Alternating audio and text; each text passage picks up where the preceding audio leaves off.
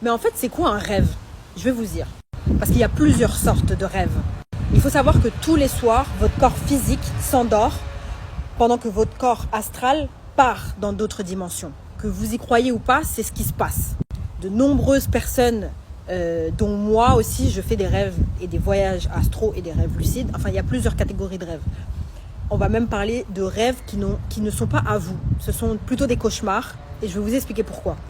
Donc voilà, votre corps physique, pendant que votre corps astral part dans d'autres dimensions, que vous soyez conscient ou non. Ce qu'on appelle aussi les rêves lucides. C'est quand tu rêves et que tu es conscient que tu es en train de rêver. Bah, tu es aussi dans d'autres dimensions, tu es aussi dans l'astral. Donc voilà, on va parler de ce genre d'entité. Il y a énormément de personnes qui font des paralysies du sommeil, par exemple. Et en fait, elles ne comprennent pas pourquoi et ce que ça veut dire. En fait, une paralysie du sommeil, il faut savoir qu'il se peut que vous ayez une entité comme ça qui vous pompe votre énergie vitale. C'est-à-dire que littéralement, elle se nourrissent de votre peur. Soit en vous créant des faux cauchemars qui ne vous appartiennent pas. On va parler que du domaine de la nuit. On va pas parler pendant que vous êtes éveillé et vous entendez des mauvaises pensées. Ça aussi, ce n'est pas les vôtres. Ce n'est pas les vôtres. Ce sont des entités qui nous parlent en télépathie, en fait, et qui nous donnent des fausses informations ou qui nous disent des choses mauvaises, très négatives, pour qu'on baisse en vibration. Elles se nourrissent de ça, en fait. Donc, si vous avez déjà vécu une paralysie du sommeil, ça peut ressembler à ça. Et le pire, c'est que en fait, vous avez l'impression que vous ne pouvez pas bouger. C'est pas une impression, c'est que vous ne pouvez pas bouger, vous ne pouvez pas parler. Pourquoi? C'est parce qu'en fait, votre corps astral est décollé de votre corps physique et en fait, vous êtes en train de vous en rendre compte. Et comme vous êtes dans une autre dimension, vous essayez de parler et de bouger, mais ce n'est pas possible parce que de l'autre côté, ça ne marche absolument pas comme ici, comme le terrestre. Dans les plans astrales, tout est par télépathie. Alors, ce que je vous conseille de faire quand vous êtes en paralysie du sommeil, évitez de parler, évitez de bouger, concentrez-vous sur vous, intériorisez-vous et parlez, si vous avez une chose de ce genre sur vous, parlez en télépathie, parlez-lui en télépathie et montrez-lui que vous n'avez pas peur. Montrez-lui que vous n'avez pas peur parce qu'ils se nourrissent de votre peur. Que ce soit en dormant, que ce soit dans la vraie vie, ils se nourrissent de ça. Voilà, un peu comme ça aussi, pareil. Vous voyez, l'enfant, elle est réveillée, elle le voit, mais elle ne peut rien faire. Des fois, les gens, ils ne voient rien. Ils ouvrent les yeux, mais ils ne voient pas d'entité. Mais en fait, l'entité est là. On va appeler ça entité pour que tout le monde comprenne. Mais c'est autre chose. Voilà. Quand votre lit est face à une porte, vaut mieux déplacer votre lit pour qu'elle ne soit pas en ligne frontale avec votre porte et votre lit, en fait. Parce que là, pareil, en fait, c'est du feng shui, en fait. On appelle ça du feng shui. C'est-à-dire que par rapport à la disposition de votre lit pendant que vous dormez, ça joue énormément. Ça peut être des véhicules directement à tous ces genres d'entités, en fait. D'où l'importance de s'endormir avec des musiques agréables, des pensées agréables.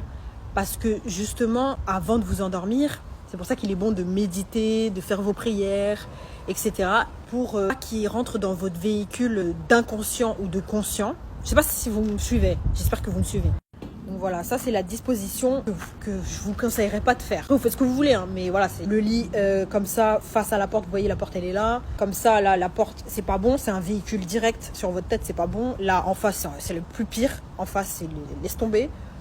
Comme ça aussi, c'est pas conseillé. Donc voilà, là c'est le mieux. Le mieux, si votre chambre ne vous laisse pas la place de faire en sorte que le lit ne soit pas face à la porte, c'est pas grave. Changez la position de votre tête. C'est-à-dire que votre tête, il faut qu'elle soit au dos à la porte. Vaut mieux ça qu'en face, en fait, si vous n'avez pas la possibilité. Aussi, les miroirs. Les miroirs dans une chambre, c'est pas le top. Parce que c'est un véhicule aussi, c'est un canot. Dans l'astral, hein, je parle.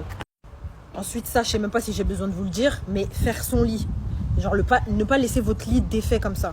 Parce que pareil, vous allez me dire oui, mais enfin, il y a souvent des gens qui disent oui, mais ça sert à rien, je vais me recoucher dedans. Bah non, en fait, je suis désolée, tu fais caca, tu te torches le cul et tu vas rusher derrière. Enfin bref, je sais pas si c'est un bon exemple, mais il faut faire son lit, les gars. Il faut faire son lit parce que pareil, il faut que quand vous rentrez dans votre lit, c'est votre temple en fait, votre lit. C'est là où vous méditez, c'est là où vous priez, c'est là où vous dormez, c'est là où vous faites vos voyages astro, vos rêves lucides, etc. Et c'est très important.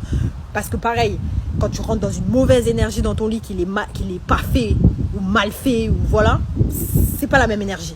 Alors qu'à contrario, quand ton lit est fait et que tu défais ton lit pour te glisser dedans, c'est une autre vibes. Et vous savez que c'est une autre vibes. Vous le savez parce que vous le sentez quand vous changez les draps et que vous rentrez dans votre lit, vous êtes tout propre et tout, c'est trop stylé. C'est une bête de vibes. pour revenir aux entités, aux êtres qui ne sont pas de ce monde et qui se nourrissent de notre peur, c'est pour semer la confusion, pour créer de la peur, d'où le fait qu'ils vous fabriquent des cauchemars pour attiser la peur, c'est vraiment le mot, parce qu'ils se nourrissent de ça. Genre, sans votre peur, ils ne sont rien en fait. Vous voyez, après, là, je vais parler que du sommeil. Je ne vais pas parler dans la vraie vie. Mais dans la vraie vie aussi, vous avez des fois des pensées envahissantes qui ne sont pas les vôtres. Ce ne sont pas les vôtres. Quand vous avez des pensées comme ça envahissantes, mauvaises, négatives, vous l'acceptez, mais vous la laissez partir parce que vous savez qu'elle n'est pas à vous. Vous voyez? Parce que nous, il faut savoir que l'être humain, de base, son essence même, elle est amour, joie, lumière. C'est pour ça qu'on dit je suis. Je suis, c'est l'être en fait. C'est l'être que vous avez, c'est l'âme que vous avez. Et c'est en s'incarnant dans ce monde de dualité qu'on a le bien et le mal. Sinon, de base, on ne connaît pas ça. Votre âme ne connaît pas le négatif. Donc, tout ce que vous avez de négatif dans votre vie, c'est parce que vous le créez, vous le nourrissez. Et comme vous nourrissez cette peur, elle grandit en vous et elle se manifeste. Vous voyez ce que je veux dire ou pas? C'est pour ça en commentaire ou en message privé, il y a beaucoup de gens qui me disent « Oui, mais moi, je veux absolument faire un voyage astral. Oui, mais moi, je veux absolument m'éveiller. Je veux absolument ceci, je veux absolument cela. » En fait, chaque chose en son temps. C'est pas vous qui décidez des fois. Des fois, moi, je pars dans l'astral et j'ai pas d'informations, j'ai pas accès encore à des informations. Tout est une histoire d'élévation et de conscience en fait. Il y a des choses qu'on ne va pas me dire tout de suite parce que je ne suis pas encore apte à avoir et recevoir cette information. Donc pour les gens qui n'ont jamais fait de voyage astro, c'est que vous n'êtes pas encore disponible pour ça. Il faut savoir que les voyages astro, ça coule pas de source et c'est effrayant. Moi je vous le dis, les voyages astro c'est effrayant. Surtout quand vous êtes dans des basses vibrations, vraiment. C'est pas un jeu, hein. C'est pas un jeu, les voyages astro, c'est pas un jeu du tout. C'est pas j'ai trop envie de faire des voyages astro, j'ai trop envie, moi aussi. Mais je les ai faits quand on m'a autorisé en fait. Voilà, c'est tout ce que vous. Voilà. Donc amour, paix,